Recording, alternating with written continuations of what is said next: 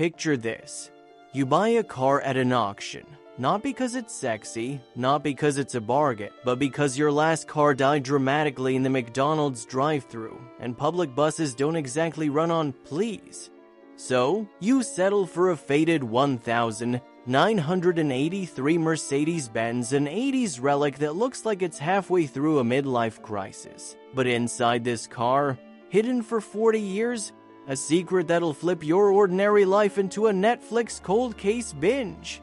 Margaret didn't know it yet, but the past was literally parked in front of her, and what started as a desperate purchase for wheels would drag her into a mystery that had been collecting dust since 1985. Let's break this story down in 10 beats: the dents, the dust, and the discovery that changed everything. Number 1. The auction nobody envied.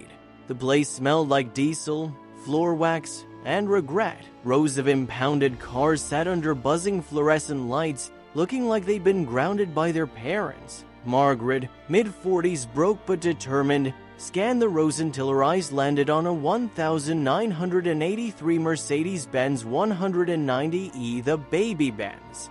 Once a symbol of luxury, now a washed-up prom king with a cracked dashboard and chrome so dull it made aluminum foil look fancy. Nobody wanted it. Nobody even raised a hand when bidding opened. Except Margaret. Her paddle went up, and just like that, she was the reluctant owner of a car nobody else dared to want. And if you think that's depressing, wait until you hear what she found next. Number 2. The baby Benz that barely breathed. Margaret's new car didn't purr. It coughed. Twice. Just pulling it into the shop felt like convincing a toddler to walk in shoes that didn't fit.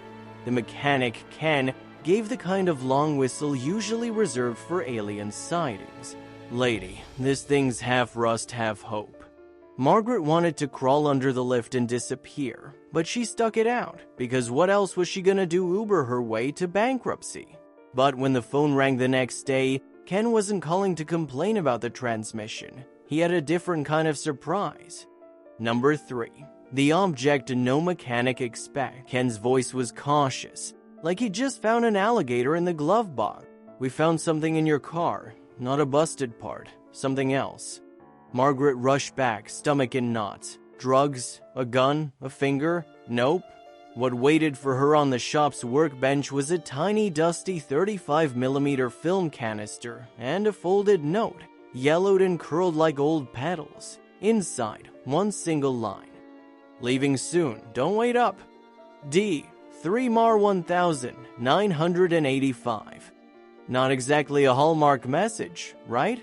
But if you think this is where she ran to the police, oh no, Margaret decided to hang on to it. Number 4.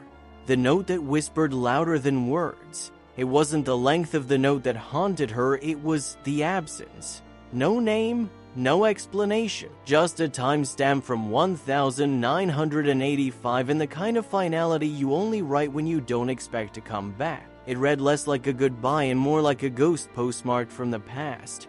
Margaret held it like it might burn her, while Ken crossed his arms like, "Lady, you sure you don't want me to call this in?" But Margaret shook her head. Some part of her needed to know first. And this is where curiosity stopped being casual and started being dangerous. Number 5. The film canister's silent dare. Film from the 80s doesn't just survive. It molds, it warps, it turns into the photographic equivalent of scrambled eggs. But Margaret wasn't about to toss it. Instead, she tucked it in her bag, like some relic meant to prove or disprove a ghost story. Think about it. If someone vanished in 1985, this film could hold their last moments, or nothing. But in mysteries, nothing is sometimes worse than something, because nothing means imagination does all the work, and imagination doesn't play fair. Number 6. The baby Benz with a memory. Cars, believe it or not, are storytellers. Coffee stains on seats, dented doors, crumpled receipts, rolling diaries on wheels. But this Mercedes wasn't telling Margaret about road trips or grocery runs. It was whispering about an exit, a disappearance, someone who left and never came back. Each cracked panel felt like a scar, every rattle like a sigh. For Margaret, What started as cheap transportation was now a museum of someone else's unfinished business, and that business was about to get personal. Number 7. The name behind the note. Margaret couldn't leave it alone. She started asking questions quietly, carefully.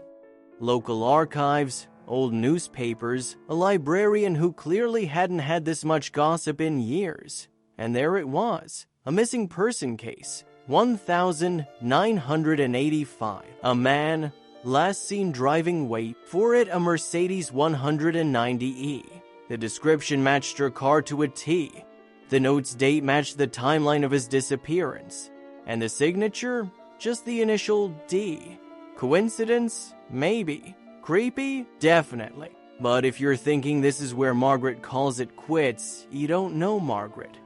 Number 8. The film revealed. Eventually, curiosity won. Margaret had the film developed, bracing herself for blurry sunsets and family BBQs. What she got instead were shots of city streets at night, grainy, almost rushed.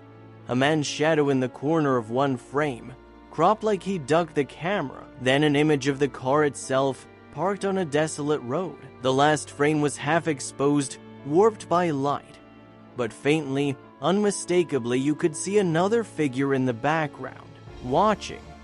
Now, it wasn't just a mystery, it was a warning. Number 9. The secret she couldn't return. Margaret tried to step back to remind herself. You just needed a car, not a crime novel. But the car wouldn't let her. Every time she sat in the driver's seat, she thought about D. Every time she drove past the old roads mentioned in the newspaper clippings, she felt eyes in the rear view. She wasn't just driving a car, she was driving an unsolved story. And like it or not, she'd become part of it. Which leads us to the last beat. Number 10. The past refuses to stay parked. Margaret bought a car to move forward. Instead, she inherited a mystery that pulled her back decades. The note, the film, the disappearance. Each piece was like a breadcrumb that led deeper into a forest she wasn't sure she wanted to walk. But here's the truth about secrets. They don't vanish, they just wait. Sometimes in old houses, sometimes in diary, and sometimes in the backseat of a car at a government auction. So, what do you think? Did Margaret stumble into a forgotten love story, a runaway's last goodbye, or a crime that was meant to stay buried? Drop your theories in the comments. I'm dying to know how you'd solve this one. And hey, before you vanish like D, hit that like button, subscribe for more twisted tales, and ring the bell though. Maybe not the one from 1985. You never know what might answer.